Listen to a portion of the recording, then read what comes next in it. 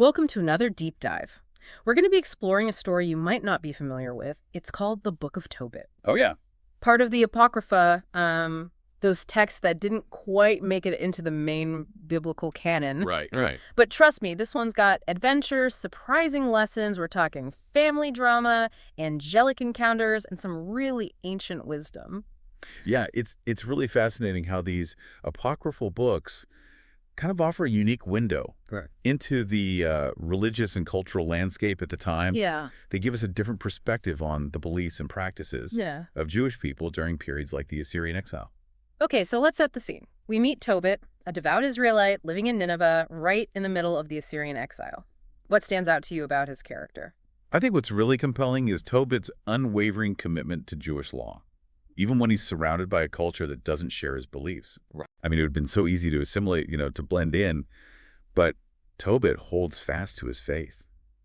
He consistently gives alms to the poor, even risks his life to bury his fellow Israelites, and clings to his traditions. Wow. It really shows his strength of character, his deep-rooted faith. Yeah, he's definitely not just going through the motions. It really makes you wonder how his actions might have inspired others in his community. Oh, absolutely. Then things take a turn.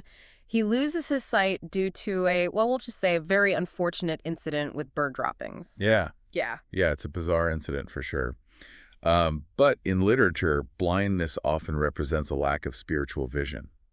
In Tobit's case, I wonder if it symbolizes this period of testing, a time when his faith is challenged in a very profound way. Yeah, it definitely raises the stakes. It does. And speaking of challenges, this is where Tobit's son, Tobias, enters the picture. Right. Tobit sends Tobias on this dangerous mission to recover a family fortune from a distant relative in Media. Yeah. And it's a journey that is full of peril. And it really tests the bond between father and son. So we got a classic road trip story with some seriously high stakes, but there's more to it than just retrieving this money, right? Oh, for sure. This mission seems to be about more than just material wealth. Absolutely. It's a journey of faith, obedience, and self-discovery. Tobias, despite the risks, willingly obeys his father. Right. And Tobit, though worried for his son, trusts in God's protection. Yeah, their relationship is a testament to that enduring power of family ties. Yeah, there's a beautiful dynamic there, that trust between them despite that fear of the unknown. And didn't you mention something about a, shall we say, memorable encounter with a fish? Oh, yes. Tobias's journey is anything but boring. While washing in the Tigris River, he's attacked by this monstrous fish that tries to swallow him whole. I'm guessing he doesn't just fight it off with a fishing rod. How does he escape this predicament? Well, he gets some unexpected help from this mysterious traveler named Azarias. And this stranger guides Tobias on his journey, and as we'll discover later, he's more than meets the eye. Okay. Azarias instructs Tobias to catch the fish, and intriguingly, to save its heart, liver, and gall. Wait, save the fish parts. That's not something you see in your average travel guide. Right. What's the significance of that?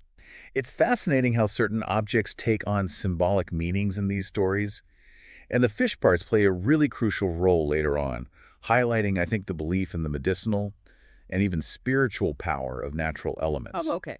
For instance, the heart and liver are said to ward off evil spirits, while the gall is used to heal blindness. Okay, so it's like an ancient organic first aid kit. Yes, exactly. This journey's quickly become much more than a simple errand. And isn't there a marriage involved somewhere along the way? There is. Guided by Azarias, Tobias arrives in Media and he meets Sarah, the daughter of Rogel, who happens to be the one holding the family fortune. Okay. And Azarias suggests that Tobias marry Sarah. That sounds like a pretty convenient solution. But I remember you mentioning that Sarah has a rather unsettling past. She does. What's the story there? Well, Sarah has a tragic history. She's been married 7 times, and each husband died on their wedding night, killed by the demon Asmodeus. 7 husbands. That's a whole other level of bad luck. It seems like there's a lot more at play here than a simple marriage proposal. What do you think draws Tobias to Sarah despite this terrifying secret? It's a good question. Perhaps it's a testament to his courage, his faith, or maybe even a touch of destiny. But, we can't deny the significant role that Azarias plays in guiding these events. Yeah, this deep dive is getting really interesting. We've got demonic threats, a mysterious guide, and a risky marriage proposal. Can't wait to see how this unfolds. Okay, so we left off with Tobias facing a seemingly impossible situation, marrying a woman whose previous 7 husbands met a tragic end, all thanks to a demon. This wedding night has got, like, danger written all over it. Yeah, it's definitely a high-stakes situation. But remember those fish parts that Azarias told Tobias to keep? Yeah. Well, they come into play here in a very surprising way. I have a feeling this isn't your typical, like, wedding night ritual. What exactly happens? Well, following Azarias' instructions, Tobias burns the fish's heart and liver, creating this pungent smoke that drives the demon Asmodeus away. Okay, so the secret weapon against a demon is smelly fish. It makes you wonder about the significance of these ancient beliefs about the natural world. Yeah, it's a fascinating glimpse into a worldview where those lines between the physical and spiritual are kind of blurred. These fish parts, seemingly ordinary objects, become imbued with this extraordinary power. And we can't forget the power of prayer here too, right? Both Tobit and Sarah have been praying for deliverance, and their prayers are answered in this very dramatic fashion. It's a powerful reminder that sometimes help arrives in the most unexpected forms, even from the most unlikely sources.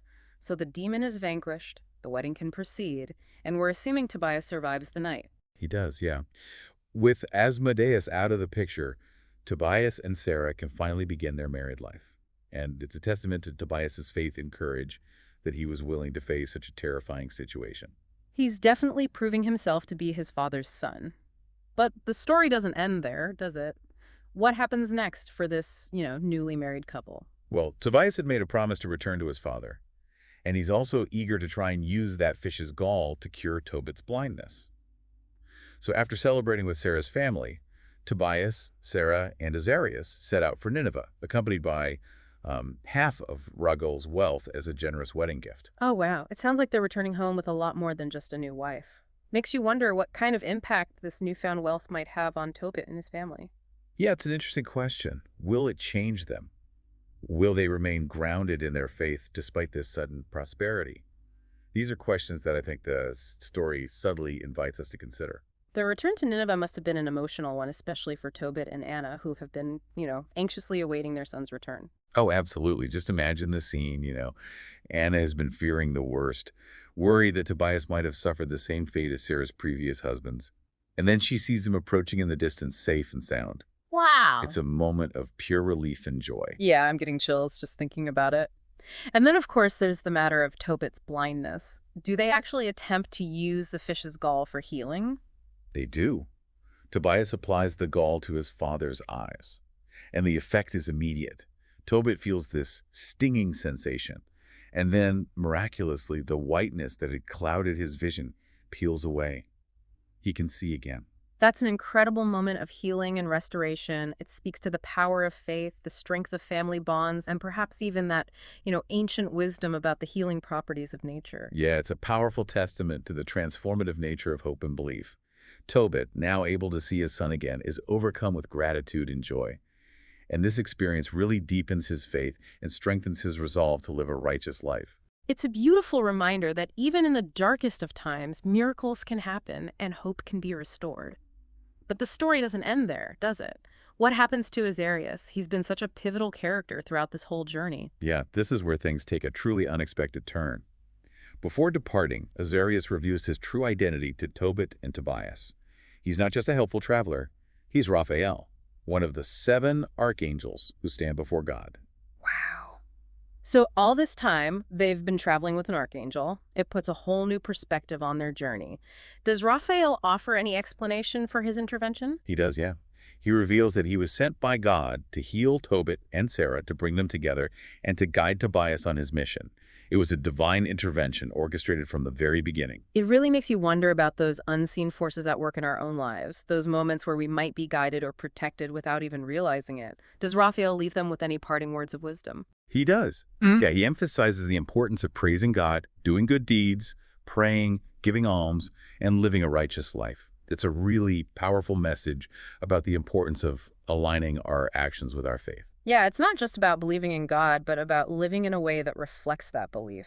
And it's fascinating how Tobit, after experiencing this miraculous chain of events, feels compelled to kind of express his gratitude in this very profound way.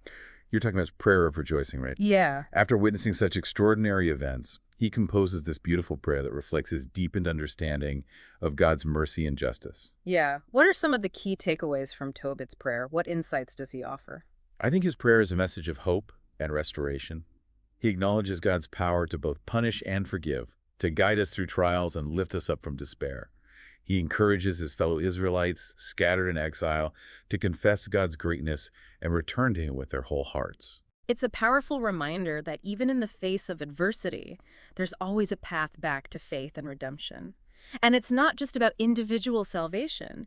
Tobit's prayer also expresses this yearning for a restored Jerusalem, this vision of a future filled with joy and renewal. Exactly. His prayer transcends personal experience and kind of speaks to this collective longing for healing and restoration. And it's a powerful message of hope for a community struggling to maintain its identity and faith in a foreign land. So as we wrap up this part of our deep dive, we're left with this image of Tobit, his sight restored, his family reunited, and his faith deepened. It's a powerful reminder that even amidst challenges, there's always the potential for transformation and growth. So we've journeyed with Tobit and his family through blindness, demonic threats, a whirlwind marriage, and even a miraculous healing. It's a pretty captivating story. But like any good story, there's more to it than just the plot. What are some of the deeper lessons we can take away from this ancient text? What wisdom does it offer us today? I think one of the most prominent themes is this idea of divine providence, that God is actively involved in our lives, guiding us, protecting us, even when we can't see it. Tobit and Tobias face these immense challenges, but they never waver in their belief that God is with them, orchestrating events for their ultimate good. It's a powerful reminder that we're not alone in our struggles. Even when things seem hopeless, there's a higher power at work, a plan unfolding that we might not fully grasp in the moment. But it's not just about passively accepting fate, right? Tobit and his family actively seek God's will through prayer and obedience. Yeah, exactly. It's this dynamic relationship. They pray for deliverance, they trust in God's guidance, and they strive to live righteously. And their actions really demonstrate a deep faith that's not just about words. It's about aligning their lives with God's will. Yeah, Tobit's unwavering commitment to Jewish law, even in exile, his generosity toward the poor, his courage in burying the dead, these are all acts of faith in action. It makes you wonder, how do we define righteousness in our own lives? What does it mean to live righteously today? It's a question worth pondering, I think. Tobit's example suggests that righteousness is about more than just following rules. It's about living with integrity, compassion, and a deep sense of justice. It's about making choices that reflect our values and contribute to the well-being of others, even when it's difficult or inconvenient. Yeah, it's about doing the right thing simply because it's the right thing to do, not for reward or recognition.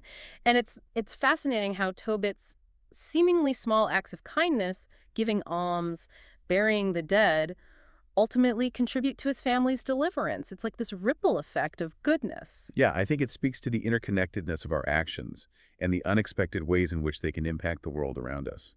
We might not always see the immediate results, but the Book of Tobit suggests that even small acts of kindness and generosity can have really profound consequences. And we can't forget the importance of family in this story. The love and loyalty between Tobit and Anna, the bond between Tobit and Tobias, the blossoming relationship between Tobias and Sarah. These relationships are a source of strength and resilience in the face of adversity. Oh, absolutely. Family provides that sense of belonging, support, and unconditional love. And we see this throughout the Book of Tobit. Even when they're separated by distance, danger, their love for each other remains a constant. Yeah, it's a beautiful testament to that enduring power of family ties, the way those bonds can sustain us through challenging times. And there's a powerful message about honoring parents as well. Tobias's willingness to obey his father, to risk his life, to fulfill his father's wishes. It speaks volumes about the respect and reverence he holds for his parents. Yeah, it's a reminder that our parents, though imperfect, often offer valuable wisdom and guidance. And their love and support can be a real source of strength as we navigate the complexities of life. Of course, we might not always agree with their advice, Yeah. and times have certainly changed since the days of arranged marriages. Right. But that underlying principle of seeking guidance from those who care about us, I think, remains relevant. It's about recognizing the wisdom that comes from experience, from those who have walked the path before us. So as we wrap up this deep dive into the Book of Tobit, what's the key takeaway? What wisdom can we carry with us from this ancient tale? I think it's an invitation to cultivate the same virtues that we see embodied in Tobit and his family: faith, perseverance, compassion, generosity, and a commitment to living righteously. It's a reminder that even in a world that often feels chaotic and uncertain, we can choose to live with integrity and purpose. And it's about trusting in a higher power, even when we can't see the full picture. Believing that even in the midst of hardship, there's a plan unfolding, there's a purpose to our struggles. We might encounter our own share of metaphorical demons and monstrous fish along the way. Right. But the Book of Tobit offers this really powerful message of hope and resilience. It reminds us that no matter how bleak things may seem, there's always the possibility of redemption, restoration, and renewal. The story of Tobit and his family, I think, encourages us to face our own challenges with courage, faith, and a belief in the possibility of miracles. So, as we conclude our exploration of the Book of Tobit, we invite you to consider what challenges you're facing in your own life. What lessons from this ancient tale resonate with you? How might you draw upon the wisdom of Tobit and his family to navigate your own journey? We'd love to hear your reflections. Share your thoughts with us on social media using the hashtag DeepDiveTobit.